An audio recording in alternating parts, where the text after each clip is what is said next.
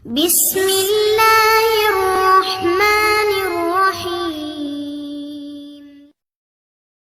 அஸ்ஸலாமு அலைக்கும் வரஹ்மத்துல்லாஹி வபரகாத்துஹு. அன்பிற்குரிய சகோதர சகோதரிகளே, நீங்களும் ஆலிம்களாகலாம் என்ற தினசரி பாடத்தில் உலூமுல் ஹதீஸை பற்றி நம்ம பார்த்து வருகிறோம். இதில் முகத்திமத்து ஸலாஹ் என்ற நூலின் முன்னுரையை பார்த்துவிட்டு அவர் கொடுத்துருக்கக்கூடிய பொருள் அட்டவணையில் ஒரு 12 வரைக்கும் பார்த்துட்டு நம்ம 13வது அட்டவணையை இன்றைக்கி பார்க்க இருக்கிறோம். 13வது என்னென்னு கேட்டால் சாலிஸ் அஷர, சாலிசு அஷர. 13வது அட்டவணை என்னென்னு கேட்டால் மாரிஃபத்து ஷாதி, ஷாதை அறிந்து கொள்ளுதல். ஷாதுன்னு ஒரு வகை இருக்குது, அதை அறிந்து கொள்வது. ஷாதுன்னா என்ன என்று கேட்டால், ஒரு ஆசிரியரிடமிருந்து பல மாணவர்கள் ஒரு செய்தியை கேட்குறாங்க. அந்த பல மாணவர் 4 பேர் கேட்குறாங்கன்னு உதாரணத்துக்கு வச்சுக்கிறோம்.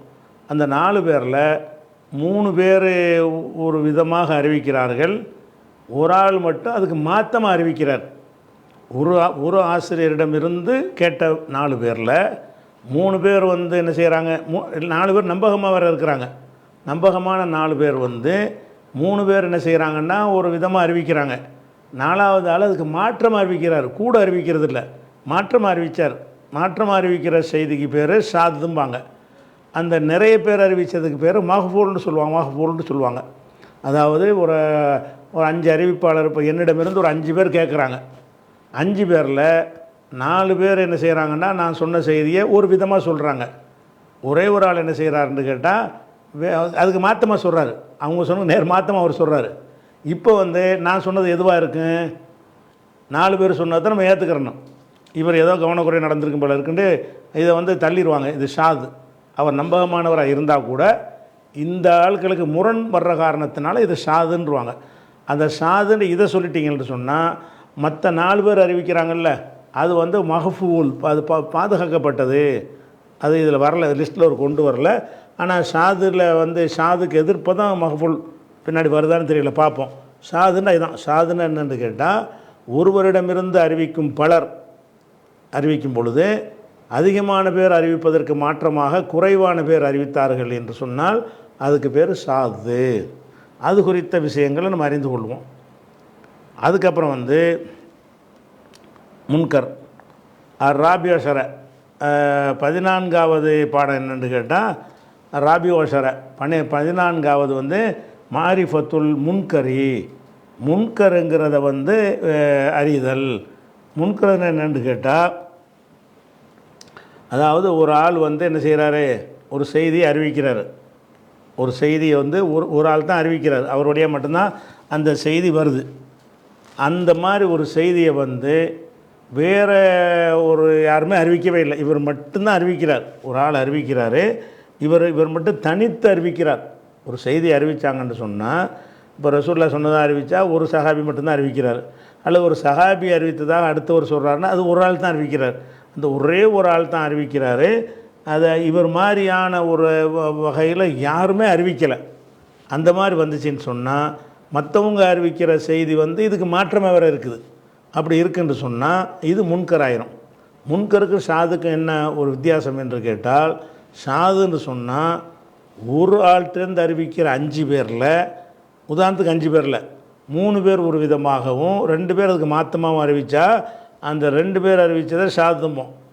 முன்கருங்கிற என்னென்னு கேட்டால், ஒரு ஆசிரியர்கிட்ட அறிவிக்கிறது இல்லை. நான் ரசூலுல்லாஹ் சொன்னதாக, இப்னு அப்பாஸ் சொல்வதாக நான் ஒன்று அறிவிப்பேன். இன்னொரு 5 பேர் என்ன செய்வாங்கன்னு கேட்டால் அபூ ஹுரைரா சொன்னதாக மாற்றமாக அறிவிப்பாங்க. அப்போ நான் சொன்னது முன்கராக போயிடும். ஒரு ஆசிரியர் சொன்னதில்லை, எனக்கு இப்னு அப்பாஸ் சொன்னார் என்று நான் அறிவிக்கிறேன். இன்னொரு 4 பேர் இதே செய்தியை மாற்றமாக அறிவிக்கிறாங்க. நான் என்ன அறிவித்தேனோ அதுக்கு மாற்றமாக என்ன செய்கிறாங்கன்னா இன்னொரு 4 பேர் அறிவிக்கிறாங்க. அவங்க யார் வழியாக அறிவிக்கிறாங்கன்னா வேறு ஒரு ஆள் வழியாக, நான் இப்னு அப்பாஸ்ட்டு அறிவித்தா அவங்க அபூ ஹுரைரான்னு அறிவிக்கிறாங்க. அப்படிங்கும்போது என்னவாகுதுன்னா இதுக்கு வகை பேர் என்ன, இதை முன்கருன்றாங்க. முன்கரும் ஷாது என்றாலும் அதிகமான பேருக்கு மாற்றங்கிற வகையில் 2 ஒரு கருத்தில் வரும். ஆனால் ஷாது என்பது ஒரு ஆசிரியரிடமிருந்து கற்றவர்கள்ட்டையே முரண்பட்டு அறிவிப்பாக வரும். முன்கர் என்பது பல ஆசிரியர்கிட்டருந்து வரக்கூடிய முரண்பட்ட அறிவிப்பு. அதிகமான பேர் ஒரு செய்தியை அறிவிக்கிறாங்க, ஒரு ஆள் மட்டும் என்ன செய்கிறாரு, வேறு ஒரு உஸ்தாது மூலமாக அறிவிக்கிறாரு, அது முரண்பட்ட செய்தியாக இருக்குது. அப்போ நிறைய ஹதீஸுக்கு மாற்றமாக இருந்தால் அதுக்கு பேர் என்ன செய்வாங்க, முன்கருன்னு சொல்லிடுவாங்க. முழுசா விளக்கத்தை நம்ம அதில் பார்த்துக்குருவோம். அதுக்கப்புறம் வந்து அல் ஹாமிஸ் அஷர 15வது வந்து மாரிஃபத்துல் இஅ்திபார் ஒல் முதாபாத்தி அத்வு ஒல் ஷவாஹிதி, மூணையும் அறிந்து கொள்ளுதல். மாரிஃபத்துல் இஅ்திபார், இஅ்திபாரை அறிந்து கொள்ளுதல். ஒல் முதாபாத்தி, முதாபாத் என்பதை அறிந்து கொள்ளுதல். ஒல் ஷவாஹிதி, ஷவாஹிதுகளை அறிந்து கொள்ளுதல் அப்படின்னு போட்டார். இது மூணுக்குமே சின்ன சின்ன நுணுக்கமான வித்தியாசம்தான் இருக்குது. மூணுக்கும் உள்ள ஒரு பொதுவான விஷயம் என்னென்னு கேட்டால், ஒரு நடுத்தரமான ஒரு லெவலில் உள்ள ஒருத்தர் ஒரு செய்தி அறிவிக்கிறார். அவர் வந்து அந்த அளவுக்கு உறுதியான ஒரு ஆள் கிடையாது, ரொம்ப போக்கு என்று சொல்கிற அளவுக்கு உள்ள ஒரு ஆளும் கிடையாது. அந்த மாதிரி ஒரு ஆள் அறிவித்தார்னு சொன்னால் அந்த ஹதீஸ் வந்து சஹீஹ் லெவலுக்கு போகாது. எந்த லெவலுக்கு வர, ஹசன் லெவலில் தான் நிற்கும். அப்படியா இருக்கும்போது செய்கிறேன்னா, இதே செய்தியை வேறு ஒரு நம்பிக்கையான ஒரு ஆள் வந்து வேறு ஒரு வழியாக அறிவித்திருக்கிறார்னு வைங்க, அது வந்து இதுக்கு வந்து சப்போர்ட் பண்ணி என்ன செய்கிறது, அந்தஸ்தை கூட்டி பலவீனமாக உள்ளதுக்கு வராது. இது ஹசனாக இருக்குது, பாஸ்மார்க்கு வாங்குகிற ஆள் வழியாகத்தான் அறிவிக்கப்படுகிறது. அதே நேரத்தில் வேறு ஒருத்தர் என்ன செய்கிறாருன்ற இதே செய்தியை வந்து நான் ஃபஸ்ட்டு மார்க் வாங்கக்கூடிய ஆள் வழியாக அறிவிச்சிருக்கிறார். இது ரெண்டையும் சேர்த்து பார்க்கக்கூடிய நேரத்தில் இதுவும் அந்த தரத்தில் உள்ளதாக தான் இருக்கும். ஏன்னா இதே கருத்தை வந்து நம்பகமான ஆள் வந்து வேறு ஒரு வழியில் அறிவித்திருக்கிறார்ல, அப்போ அந்த செய்திக்கு பேசிக் இருக்குது. அந்த பேசிக்கு நம்பகமான ஹதீஸில் இருக்கும் என்று சொன்னால் இந்த ஹதீஸுடைய தரமும் கொஞ்சம் கூடிக்கிறோம். அதுக்கு பேர் தான் என்ன செய்வாங்கன்னு கேட்டால், ஒவ்வொரு வகைக்கும் இஅ்திபார் என்றும், முதாபாத்து பின்தொடர்வது என்றும், ஷவாஹிது புறச்சான்று என்றும் பல பேரை வச்சுருக்கிறாங்க. அது எந்தெந்த இடத்துல அப்படி அந்த பேரை வைக்குவாங்கிறது பின்னாடி பார்த்துக்கிறங்க. சுருக்கமான விளக்கம் என்னென்னு கேட்டால், அந்த பாடம் வரும்போது முழுசாக விளக்கத்தான் போகிறாரு. இப்போ நம்ம விளைக்கிற என்னென்னு கேட்டால், அதாவது ஒரு அறிவிப்பு வந்து முதல் தரத்தில் இல்லாமல் பலவீனமாகவும் இல்லாமல் சுமாரான தரத்தில் இருக்கிறது ஒரு ஹதீஸ்.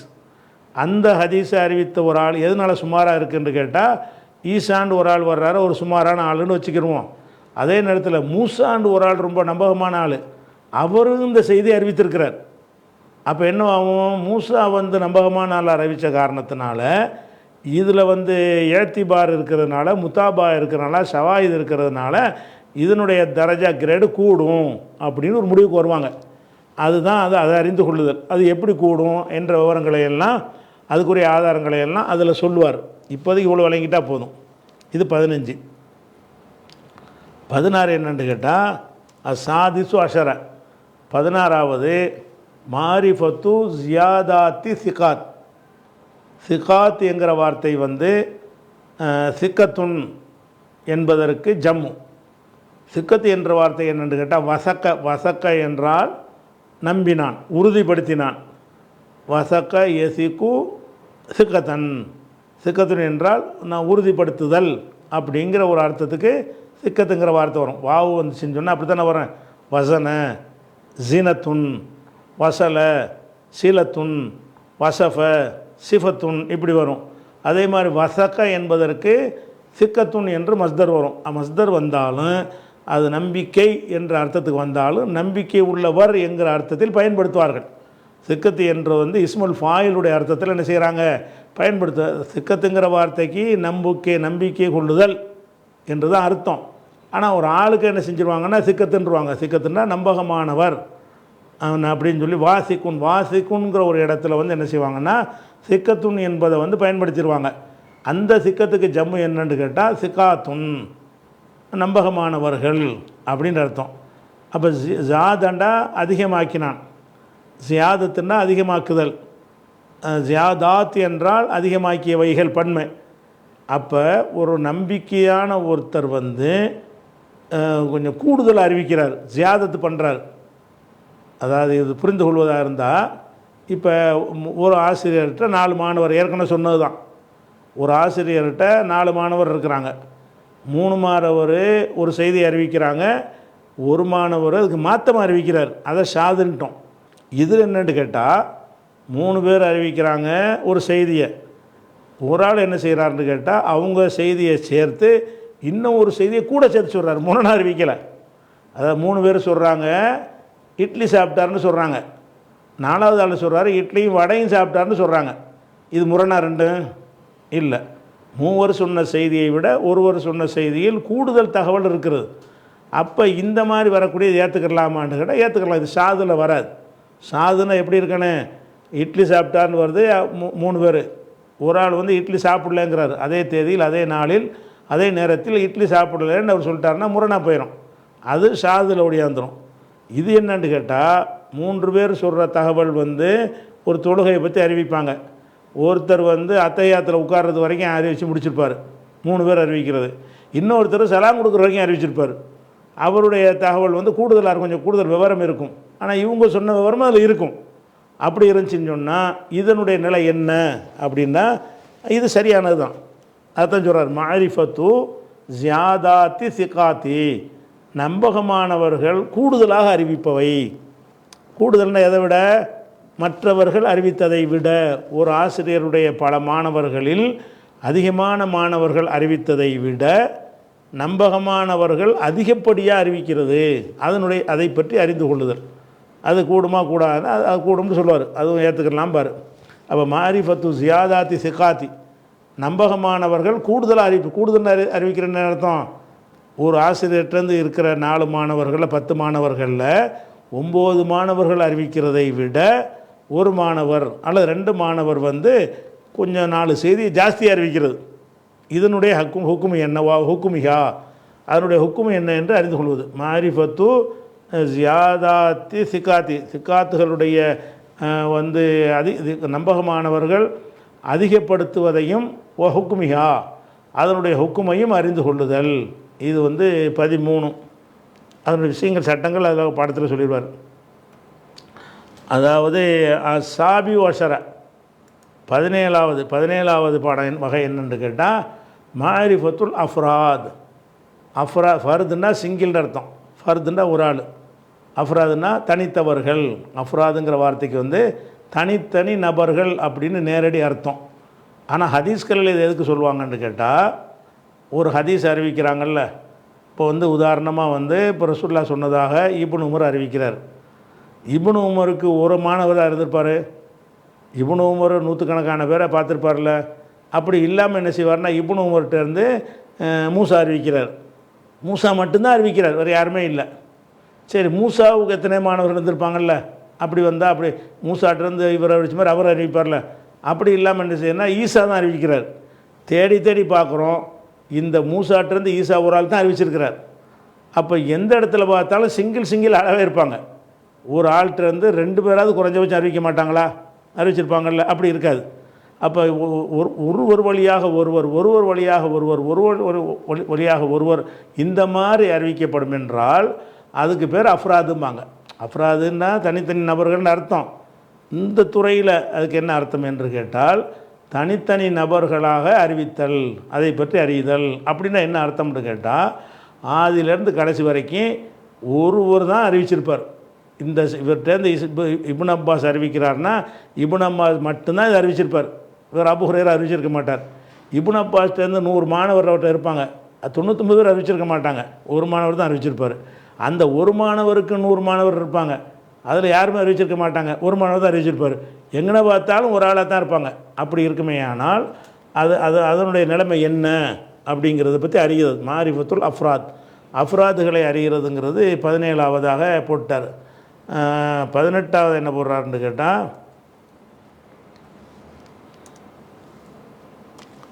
மாரிஃபத்துல் ஹதீஸில் முஅல்லலி, முஅல்லல் ஹதீஸை பற்றி அறிந்து கொள்ளுதல். முஅல்லல் என்றால் என்ன, உங்களுக்கு ஏற்கனவே சொல்லிட்டோம், இல்லத்துன்னு சொன்னோம்ல, அதாவது சாதா இருக்கக்கூடாது. இல்லத்துண்டா என்ன, நுணுக்கமான குறைபாடுகள். நுணுக்கமான குறைபாடுங்கிறது ஏராளமான ஹதீஸ்களை ஆய்வு செய்து பார்க்கும் பொழுது ஒரு ஹதீஸை பார்த்தா கரெக்ட் மாதிரி தெரியும், வேறு அறிவிப்புலாம் தேடி பார்க்கறதோட அது சரியில்லாமல் போயிடும். அப்போ நுணுக்கமான காரணங்கள், குறைபாடுகள் உள்ளதுக்கு பேர் முஅல்லல்னு சொல்லுவாங்க. அது உங்களுக்கு ஏற்கனவே விளக்கியாச்சு, இந்த புக்கு பாடத்துக்கு முன்னாடியே முஅல்லல்னா என்னென்னு உதாரணம் போட்டு ஹதீஸ்கள்லாம் போட்டு விளக்கிட்டோம். இவர் இன்னும் கூடுதலாக விளக்குவார். அந்த முஅல்லலான ஹதீஸை பற்றி அறிந்து கொள்ளுதல். மாரிஃபத்துல் ஹதீஸில் முஅல்லலி, முஅல்லல் ஹதீஸ். முஅல்லல் என்றால் வெளிப்படையாக குறை தெரியாது, பிற ஹதீஸோட கம்பேர் பண்ணும்போது தான் தெரியும். அந்த ஹதீஸை மட்டும் பார்த்தா அதில் ஒன்றுமே தெரியாது, வேறு ஹதீஸரோட கம்பேர் பண்ணையில் இதில் ஒரு குறை தெரியும். அதுக்கு பேர் தான் முஅல்லல்ங்கிறது. முஅல்லல் ஹதீஸை பற்றி அறிந்து கொள்ளுதல். இது 18. 19 என்னென்னு கேட்டால் தாசி வஷர 19வது வந்து மாரிஃபத்துல் முல்தரிபி மினல் ஹதீஸி. ஹதீஸில் வந்து முல்தரபான ஒன்றை என்ன செய்கிறது, அறிவிக்கிறது. எப்படி அறிவிக்கிறதுன்னு கேட்டால், அதாவது ஒரு செய்தியை வந்து ஒருத்தர் அறிவிக்கிறார். ஒருத்தர் அறிவிக்கும் பொழுது அதே செய்தி என்ன செய்கிறாருன்னு கேட்டால், இவர் என்ன மாதிரி அறிவித்தாரோ அதுக்கு மாற்றமாக இன்னொருத்தர் அறிவிப்பார். ஒரு செய்தி ஒரு தடவை ரசூல் ஸல்லல்லாஹு அலைஹி வஸல்லம் வந்து ஒழு செய்தார்கள்ங்கிற ஒரு செய்தி அறிவிக்கிறாங்க. ஒரு சந்தர்ப்பத்தில் நடந்த ஒரு விஷயம். பல சந்தர்ப்பங்கள் நடந்தால் பலதும் நடந்திருக்கலான்னு வச்சுக்கலாம். ஒரு சந்தர்ப்பத்தில் ஒரு தடவை தான் ரசூலுல்லாஹ் ஒரு தடவை தான் ஹஜ்ஜிக்கு போனாங்க. இப்போ ஹஜ்ஜில் நடந்த விஷயங்கள் வந்துக்கிட்டு ஒரு தடவை தான் நடந்திருக்கும், அது மாற்றி மாற்றி வர முடியாதுல்ல. அப்படி இருக்கும்னு சொன்னால் அதில் என்ன செய்கிறதுன்னு கேட்டால், ஒருத்தர் என்ன செய்கிறாரு, ரசூலுல்லாஹ் வந்து ஹஜ்ஜில் கல் எறியும் போது 7 எறிந்தார்கள்ங்கிறார், ஒருத்தர் 6 எறிந்தார்கள்னு சொல்கிறாருன்னு வைங்க. ஹஜ்ஜிக்கு போனது ஒரு தடவை தான், 7 6லாம் ஒன்று இதுண்டா அது இது சரிண்டா அது தவிர அது சரிண்டா தவறாக போயிடும். அப்போ என்ன செய்கிறதுன்னு கேட்டால், ஒரு செய்தியவே ஒருவர் அறிவிக்கிறாரே ஒரு மாதிரியாக, அதிகமான பேர் வேறு மாதிரி அறிவிக்கிறாங்க செய்தியில். அப்போ இதில் வந்து குழப்பம் இருக்குது. முல்தரப்புனா என்னது, ஹதீஸில் குழப்பம் வருது. இந்த குழப்பத்தை பற்றி எதை நம்ம எடுத்துக்கொள்ளலாம் எதை எடுத்துக்கொள்ளக்கூடாதுங்கிறதுக்கு ஒரு ஃபார்முலா இருக்குது. அது அறிந்து கொள்ளுதல். மாரிஃபத்துல் முல்தரிபி மினல் ஹதீஸ். ஹதீஸில் முல்தரபான விஷயங்களை என்ன செய்கிறது, அறிந்து கொள்வது. அடுத்து வந்து அல் இஸ்ரூன் 20வது பாடம் என்னென்னு கேட்டால், மாரிஃபத்துல் முத்ரஜி ஃபில் ஹதீஸ். ஹதீஸில் வந்து அத்ரஜ என்றால் நுழைத்தாண்டு அர்த்தம், முத்ரஜ் என்றால் நுழைக்கப்பட்டது.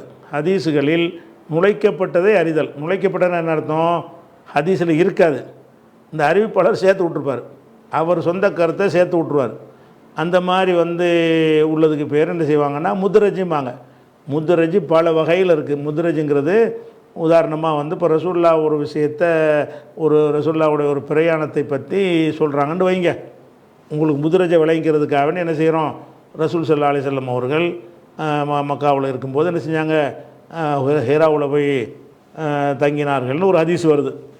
இந்த ஹதீஸை ஒருத்தர் சொல்கிறார், ஹிராவில் தங்கினார்கள்னு ஆயிஷா நாயி சொல்கிறா, ஹதீஜா நாயி சொல்கிறதாக அறிவிக்கிறான்னு வைங்களேன். ஹிராவில் தங்கினார்கள்னு சொன்ன உடனே இந்த ஆயிஷா நாய்க்கு ஹிராவுக்கு தப்சீர்லாம் கொடுத்துருக்க மாட்டாங்க. ஹிரான்றது எல்லாருக்கும் தெரியுமே. ஆனால் ஆயிஷா நாய்கிட்ட ஒருத்தர் கேட்பார்ல, அவர் என்ன செய்வார்னு கேட்டால், ஹிராவில் தங்கினார்கள்ங்கிறதுக்கு ஹிராவுக்கு விளக்கம் கொடுப்பார். ஹிரா என்று சொன்னால் இந்த மலையில் உள்ள இந்த மாதிரியான ஒரு குகைன்னு சொல்லி வரும். அது ஆயிஷா சொன்ன மாதிரியே வரும். ஆயிஷா நாய் வந்து ஹிராவில் தங்கினார்கள் தான் சொல்லியிருப்பாங்க. சொன்னவன் என்ன செய்வார், இந்த அறிவிப்பாளர், நம்ம ஹிராண்டா நம்ம கீழே உள்ளவனுக்கு விளங்காத, நம்முடைய மாணவனுக்கு விளங்கணுமா இருந்தால் ஹிராவை கொஞ்சம் விளக்கி விட்ருவோன்னு சொல்லி நான் விளக்குகிறேன் அப்படின்லாம் போட்டு சொல்ல மாட்டார். அந்த ஃப்ளோவில் அப்படி சொல்லிவிட்டுவார், ஹிராவில் தங்கினார்கள், ஹிரா என்பது இதுவாகும்னு என்ன செய்வார் அப்படின்னு சொல்லிடுவார். அல்லது உஸ்மான்கிற இடத்துல ரசூலுல்லாஹ் தங்கினார்கள்னு வரும். உஸ்மான் என்பது இதற்கும் மத்தியில் உள்ள ஒரு இடம்னு சொல்லி இவர் சேர்ப்பார். அந்த அறிவிப்பாளர் சொல்லியிருக்க மாட்டார், சஹாபி சொல்லியிருக்க மாட்டார். அந்த மாதிரி ரசூலுல்லாஹ் சொன்னது சொல்லியிருக்காத விஷயத்தை ரசூலுல்லாஹ் சொன்னதாக சேர்ப்பாங்க. சஹாபி திட்டமிட்டு சேர்க்குற பொய் சொல்கிறதுல வந்து பொய் கிடையாது. இது வந்து பார்த்தோன்னே விளங்கிக்கணும், இது விளக்கத்துக்காக சொல்லியிருக்கிறாங்கன்ட்டு. அதை ஆய்வு செஞ்சு என்ன செய்வாங்கன்னா, இது முத்ரஜ், இது ஹதீஸ் கிடையாது, இது வந்து ஹதீஸில் என்ன செய்கிறது, கொஞ்சம் சேர்க்கப்பட்டிருக்கு, ஹதீஸில் இல்லாத ஒன்றும் ஹதீஸில் சேர்க்கப்பட்டிருக்குது அப்படின்னு சொல்லி என்ன செய்ய முடிவு எடுப்பாங்க. அந்த முத்ரஜை எப்படி கண்டுபிடிக்கும், அது கொஞ்சம் நுணுக்கமான கொஞ்சம் கஷ்டமான ஒரு கலை. முத்ரஜை கண்டுபிடிக்கிறதுங்கிறது அதனுடைய கருத்தை வச்சு வேறு அறிவிப்புகளை வச்சு, இது வந்து இவர் ரசூலுல்லாஹ் சொல்லலை, இது அபூ ஹுரைராவுடைய கருத்தை தான் சேர்த்து விட்டார், பாதி ஹதீஸு பாதி அபூ ஹுரைரா சொல்லா இருக்கும். அதை வந்து நம்மளால் அப்படி முடிவெடுத்துட முடியாது. ஆனால் அந்த செய்தியுடைய தன்மையை வச்சு என்ன செய்ய முடியும், சில விஷயங்களை முடிவெடுக்க முடியும். அதில் நிறைய உதாரணங்கள்லாம் அவர் காட்டுவார், அப்போ பார்த்துக்குருவோம். இப்போதைக்கு நீங்கள் முத்ரஜை வழங்கிக்க. முத்ரஜனா என்னது, ஹதீஸில் வந்து இல்லாத ஒன்றை அறிவிப்பாளர் வந்து என்ன செய்வார், அவருடைய கருத்தை அதில் நுழைப்பார் விளக்கத்துக்காக வேண்டி. அப்படி நுழைத்தார் என்று சொன்னால் அது நம்ம கண்டுபிடிக்கணும். இது ரசூலுல்லாஹ் சொன்னது இல்லை, இவர் தான் சேர்த்துக்கிட்டாரு. நம்ம பிராக்கெட் போடுற மாதிரி ஏறக்குறைய, அந்த காலத்து பிராக்கெட் கிடையாது. பிராக்கெட் போடுற பேச்சுக்கு இப்படி பிராக்கெட் போட முடியும், எழுத்துக்குன்னா பிராக்கெட் போட்டுக்கலாம். அது பிராக்கெட் போடுற மாதிரின்னு வைங்களேன். அப்படி அவங்கள ஹாதி ஒல் இஷ்ரூன் 21வது, ஹாதி ஒல் இஷ்ரூன்னா 21வது மாரிஃபத்துல் ஹதீஸில் மௌதுஇ, இட்டுக்கட்டப்பட்ட ஹதீஸை இது அங்கே போட்டிருக்கணும், லைஃபுக்கு பக்கத்தில் போட்டால் நல்லா இருந்திருக்கும். இங்கே ஒன்றாந்து போடுறாரு. அல் ஹாதி ஒல் இஷ்ரூன 21வது தலைப்பு வந்து மாரிஃபத்துல் ஹதீஸில் மௌதுஇ, இட்டுக்கட்டப்பட்ட ஹதீஸை அறிதல். ஒரு ஹதீஸை இட்டுக்கட்டப்பட்டன்னு சொல்வதற்கு என்ன டெஃபினேஷன், என்ன அளவுகோல், என்ன மாதிரி இருந்தால் அது இட்டுக்கட்டப்பட்டு ஆகும், இதை பற்றி விளக்குவார். அதை அவங்க பார்த்துக்கலாம், 21 பார்த்துக்கலாம். 22 என்னென்னு கேட்டால் மாரிஃபத்துல் மக்லூப். மக்லூப் கலபன்னா புரட்டினான், முக்கல்லிபுல் குலூபுங்கிறோம்ல, கல்பை புரட்டக்கூடிய உண்டு. அந்த இது கலபன்னா புரட்டுறது, தோசையை புரட்டுற மாதிரி அப்படி புரட்டி போடுறதுக்கு பேர் என்னது, மக்லூப்னு சொல்லுவாங்க. கலபை புரட்டினான், மக்லூப்னா புரட்டப்பட்டது. அர்த்தம் அதுவாக இருந்தாலும் ஹதீஸ் கலையில் உள்ள அர்த்தம் என்னென்னு வழங்கணும்ல. மக்லூப்னு சொன்னால் என்னென்னு கேட்டால், ஒரு செய்தி வந்து ஒரு ஆள் ஒரு ஒரு சஹாபி ஒரு தாபியின் வந்து அறிவிச்சிருக்காருன்னு வைங்களேன். இந்த அறிவிக்கிறவர் நினைப்பார் என்ன செய்வார்னு கேட்டால், இதை வந்து உதாரணத்துக்கு சொல்லி காட்டுவாங்க. அதாவது சாலிம்னு ஒருத்தர் அறிவிக்கிறார், ஒரு அறிவிப்பாளர் இருக்கார், நாஃபி என்று ஒரு ஆள் இருக்கிறார். சாலிம் என்பவரை விட நாஃபி என்பவர் வந்து பெரிய ஒரு மேதை என்று மக்கள்கிட்ட அறியப்பட்டிருக்கிறார். சாலிம் என்பவர் நல்லால் தான், அந்த அளவுக்கு பிரபலியமான ஆள் இல்லை. அந்த சாலிம் எனக்கு ஒரு செய்தியை சொல்கிறார். நான் என்ன நினைக்கிறேன், சாலிம்னு சொன்னால் அவ்வளோ எடுபடாத, நம்ம என்ன செய்வோம், நாஃபின்னு போட்டு விட்ருவோம். புரட்டுறது, அதாவது ஆள் மாறாட்டம் செய்கிறது. அதாவது மாறி மக்லூப்னா என்னென்னு கேட்டால், ஒரு ஆள் பேர் இன்னார் தான் அறிவித்த என்று நிறைய ஆதாரங்கள்லாம் இருக்கும். இவர் அறிவிப்பவர் என்ன செய்வார்னு கேட்டால், நம்ம போய்கிட்ட இந்த சில ஆளுக்கு என்ன செய்வாங்கன்னா, சில ஆதாரம் காட்டும்போது புகாரில் இருக்குன்றாங்க. ஏன்னா ஹதீஸில் இருக்குன்னா வேறு ஹதீஸுக்கு தாப்புனா அவ்வளோ வெயிட்டாக மக்கள்கிட்ட போய் சேராது. புகாரில் இருக்குன்னா, புகாரில் இருக்கா, அப்போ சரி, திருமதியில் இருக்குன்னா சனதை சொல்லு அப்படின்னு கேட்டுருவாங்களாம். அப்போ இப்போது திருமதியில் இருக்கிற ஒரு ஹதீஸை பேசும்பொழுது என்ன செய்கிறது, புகாரில் இருக்கிறதுன்னு போட்டுருது. இதெல்லாம் மக்லூப்னா என்ன எடுத்துக்கிட்டால் வந்து புரட்டி பேசுகிறது. எங்கெல்லாம் புரட்டி இருக்கிறாங்க அதை கண்டுபிடிச்சிடுவாங்க. புரட்டு நாளுக்கெல்லாம் இருந்திருக்கிறாங்க. இந்த மாதிரி இப்போ அந்த தங்களுடைய சொல்லுக்கு வெயிட் வரணுங்கிறதுக்காக என்ன செய்வாங்கன்னு கேட்டால், பெரிய விஷயத்தை இப்போ பெரிய இமாம், பெரிய கித்தாபு, அந்த மாதிரி ஆளுக்க பேரில் யூஸ் பண்ணி விட்ருவாங்க. சின்ன ஆளுக்க சொன்ன ஒரு விஷயத்தை பெரிய ஆள் சொன்னதாக செய்தி சொன்னதாக தான் இருக்கும். அது இட்டுக்கட்டப்பட்ட செய்தியாக இருக்காது. அதை அறிவித்தவர் சாலிமாக இருக்கும்போது நீ ஏன் நாஃபிங்கிற அப்படின்றத சொல்லியிருந்தாருன்னா என்ன கண்டுபிடிச்சி, இவர் கல்பு புரட்டியிருக்கார், இவர் புரட்டினதுக்கு என்ன ஆதாரம், இது வந்து சாலிம் கிடையாது, நாஃபி கிடையாது, சாலிம் தான் இது, இந்தந்த அறிவிப்பெல்லாம் பாருங்கன்னு கொண்டாந்து போடுவாங்களா. அப்போ நமக்கு தெரிஞ்சு போயிடும் மக்லூபுங்கிறது. அப்படிலாம் எவ்வளோ நுணுக்கமாக பார்த்துருக்கிறான்னு பாருங்கள். ஹதீஸ் கலையில் அவர் தவறு வந்துடக்கூடாங்கிறதுக்காக எத்தனை வகையாக ஆய்வு செய்கிறாங்கன்னு பாருங்கள். இது மக்லூபை அறிகிறது. அது சாலிசுல் இஷ்ரூன 23, சாலிசுல் இஷ்ரூன்னா 23 மாரிஃபத்து சிஃபத்துனா தன்மை, மண் துக்குபலு கபிலன்னா ஒப்புக்கொண்டான், கபூல் செய்கிறதுன்னு தான் சொல்கிறாங்கல்ல. துக்குபலு என்றால் ஒப்புக்கொள்ளப்படும். மண்ங்கிறது அல்லதியுடைய அர்த்தம். மண் துக்குபலு ரிவாயத்துகு, அல்லதி துக்குபலு ரிவாயத்துகு, யாருடைய ரிவாயத்து ஏற்கப்படும். மண் துக்குபலு ரிவாயத்துகு, இதுக்கு மட்டும் அர்த்தம் பாருங்கள். மண் துக்குபலு ரிவாயத்துகு, அல்லதி துக்குபலு ரிவாயத்துகு, யாருடைய ரிவாயத்துன்னு அறிவிப்பு. ரவாண்ட அறிவித்தான், ரவா எருவி ரிவாயத்தின் மஸ்தர், அது ஒரு மஸ்தர். ரிவாயத்துனா அறிவிப்பு. மண் துக்குபலு ரிவாயத்துகு, யாருடைய ரிவாயத்து ஏற்கப்படும் அப்படின்னு இதுக்கு அர்த்தம். அங்கேருந்து சேர்த்து அர்த்தம் செஞ்சோம்னா சிஃபத்து மண் துக்குபலு ரிவாயத்துகு, யாருடைய ரிவாயத்து ஏற்கப்படுமோ அவரது தன்மை. சிஃபத்துனா தன்மை, பண்பு, அவருடைய பண்பு, அதை அறிதல். ஒமன் துரத்து ரிவாயத்துகு, அங்கே அத்துவு சிஃபத்து மண் துரத்து ரிவாயத்துகு. துரத்துண்டா ரத்தண்டா ரத்து செய்கிறது, விவாக ரத்துன்னெலாம் சொல்கிறாங்கல்ல, ரத்துண்டா நிராகரிக்கிறது.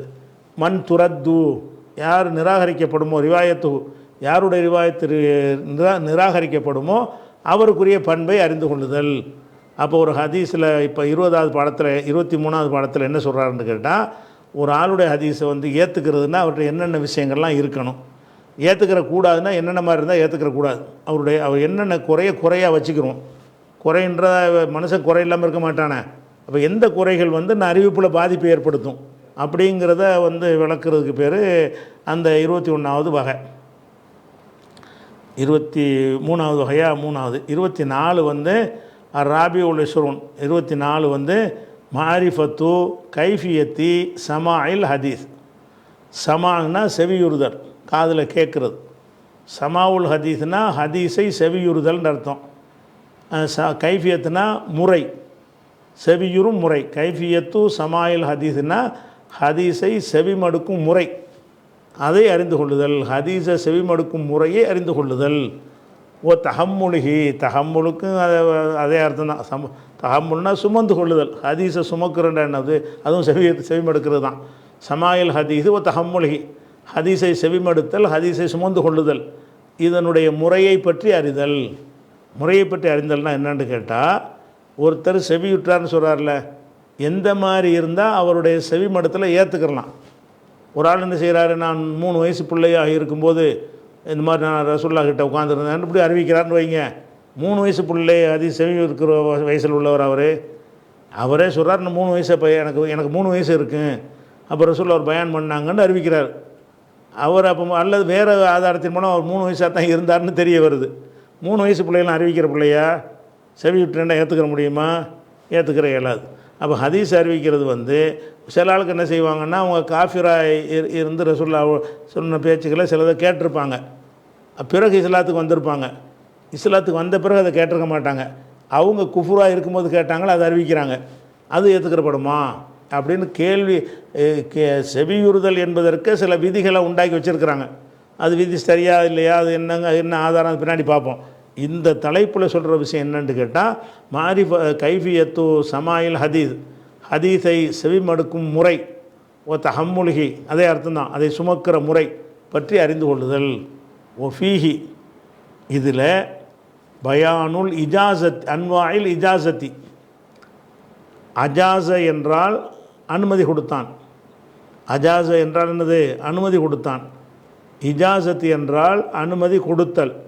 அனுமதி கொடுத்தல் அன்வாவுல் இஜாசத்து என்றால் அனுமதி கொடுக்கும் வகைகள் இருக்குது அப்படின்னு அர்த்தம். ஃபீஹி, இந்த பாடத்தில் இருக்கிறது பயானு அன்வாயில் இஜாசத்தி, இஜாசத்துடைய வகைகள் பற்றிய விளக்கம். பயான்ட விளக்கம். ஃபீஹி, இதில் இருக்கிறது பயானு அன்வாயில் இஜாசத்தி, இஜாசத்து வகைகளின் விளக்கம். இஜாசத்துனா என்னன்னு கேட்டால், ஒருத்தர்கிட்டேருந்து நம்ம ஒன்றை அறிவிக்கிறதா இருந்தால், அதாவது ஒரு ஆசிரியர்கிட்ட அறிவிக்கிறேன்னு வைங்களேன், அறிவிக்கிறது இருந்தால் 2 விதமாக அறிவிப்போம். ஒன்று வந்து அவர் வாயினால் நமக்கு அறிவிப்பார், அதை கேட்டு நம்ம மனப்பாடம் பண்ணி அதை அறிவிப்போம். அல்ல அவர் புக்கு வச்சுருப்பார், அந்த புக்கிலேருந்து என்ன செய்கிறது, அவர் புக்கை நம்ம எடுத்து பார்த்து முதல் ஹதீஸ்ன்னு எடுத்துருப்பாரா, அதை நான் எடுத்து எழுதிக்கிட்டு அவர் சொன்னார்னு அறிவிச்சு விட்ருது. அவர் புக்கில் இருந்துச்சு, அவர் புக்கில் இருக்குமென்று சொன்னால் அதை நான் அறிவிச்சு விட்றது. இது கூடுமாண்டா கூடாது. ஏன்னு கேட்டால், ஒருவருடைய நூல்லேருந்து அறிவித்தல் என்பது வந்து அவர் பர்மிஷன் கொடுத்தா தான் அறிவிக்கணும். நான் வந்து ஒரு நோட்ஸில் எதாவது எழுதி வச்சுருப்பேன். எதுக்கு எழுதி வச்சுருப்பேன்? ஒரு ஹதீஸை எழுதி வச்சுட்டு பிறகு இதை போய் தேடிக்கிடுவோம், இதை நம்ம ஆய்வு செய்யணும் அப்படிங்கிறதுக்காக வேண்டி நோட்ஸ் எடுத்து வச்சுருப்பேன். ஒரு ஆள் எடுத்துக்கிட்டு அதை நான் ஒத்துக்கொண்டதாக போட்டு சரியான ஹதீஸு பட்டியல்னு போட்டு விட்டாருன்னா சரியாக வருமா? அப்போ நான் என்ன செய்யணும், நான் எழுதி வைப்பவர் வந்து பல நோக்கத்துக்கு ஹதீஸை எழுதி வைப்பாங்க. இட்டுக்கட்டப்பட்ட ஹதீஸை கூட எழுதி இதை வந்து நம்ம பிறகு விளக்கணும், இதை கொஞ்சம் ஆய்வு செய்யணும்னு மனசில் நினச்சிக்கிட்டு எழுதி வச்சுருப்பார். அவர் புக்கில் இருந்துச்சுன்னு எழுத முடியுமா? இந்த காலத்தில் வந்து புக்கை வந்து வெளியிடுவாங்க, வெளியிட்டு பிரிண்ட் எடுத்து எல்லாத்தையும் கொடுத்துருவாங்க. அது வெளியிடாச்சு, அனுமதி, பொது அனுமதி. அந்த காலத்தில் வந்து பிரிண்டர்லாம் கிடையாது. அப்போ என்ன செய்வாங்கன்னு கேட்டால், ஒரு நூலை வெளியிடுறதா இருந்தால் அந்த நூலை வந்து ஆசிரியர் காட்டுவார், இந்த நூல் இருக்குது, இது எல்லாமே என்னுடைய ஹதீஸ், சரி பண்ண ஹதீஸ் தான் நான் எழுதியிருக்கிறேன், இதில் உள்ள எதுவுமே நான் ஆய்வு செஞ்சுருக்கிறேன், இது நான் தான் இதை எழுதியிருக்கிறேன், உங்களுக்கு நான் அனுமதி தர்றேன் அப்படின்ட்டு இஜாசத்தை கொடுப்பார். அப்புறம் தான் நீங்கள் அவர் பேரில் நீங்கள் அறிவிக்கணும். அவர் சொன்னார்னு அறிவிக்கிறதா இருந்தால் இஜாசத்துக்குன்ட்டு சில முறைகள் இருக்குது, அதுவும் இதில் நான் வளர்க்குவேங்கிறார். ஹதீஸை செவிமடுக்கிற ஒரு பாடத்தில் எதை கொடுப்பேன்னா ஃபீஹி, இதில் இருக்கிறது பயானு அன்வாயில் இஜாசத்தி. இஜாசத்து என்றால் ஆசிரியர் வந்து மாணவருக்கு அனுமதி கொடுக்குதல். இஜாசத்துக்கு வெறும் மொட்டை அனுமதி கொடுத்தல்னு அர்த்தம். கருத்து என்னன்னு கேட்டால், ஒரு ஆசிரியராக இருப்பவர் மாணவருக்கு அனுமதி கொடுத்தல், அதனுடைய வகைகள், அதை பற்றிய விளக்கம் ஃபைஹ் இதில் இருக்கிறது. பயானு அன்பாயில் இஜாசத்தி, இஜாசத்துடைய வகைகள் பற்றிய விளக்கம் இருக்கிறது. ஓ அஹ்காமிஹா, அது குறித்த சட்டத்திட்டங்கள் குறித்த விளக்கமும் அதில் இருக்கிறது. ஓ சாயிரி உஜூஹில் அஹ்தி ஒ தஹம்முலி, அஹ்து என்றால் எடுக்குதல், தஹம்முலி என்றால் சுமக்குதல். ஒரு ஆசிரியரிடமிருந்து கல்வியை எடுக்குதல், கல்வியை சுமக்குதல் வகைகள், அனைத்து வகைகளும் இதில் இருக்கிறது. அதாவது ஒரு ஆசிரியர்கிட்டருந்து ஒரு மாணவர் வந்து அவர் என்ன மாதிரி சொன்னாலும் எடுத்துக்கொள்ளலாம், என்ன மாதிரி எழுதி வச்சால் எடுத்துக்கொள்ளலாம், என்ன மாதிரி பர்மிஷன் கொடுத்தா எடுத்துக்கொள்ளலாம், அவர் பர்மிஷன் கொடுக்காம நம்மளாக எழுதிக்கிட்டோடைய அந்தஸ்து என்ன, அந்த வகையை பூரா விளக்குவாராம் இதில் ஃபீஹி.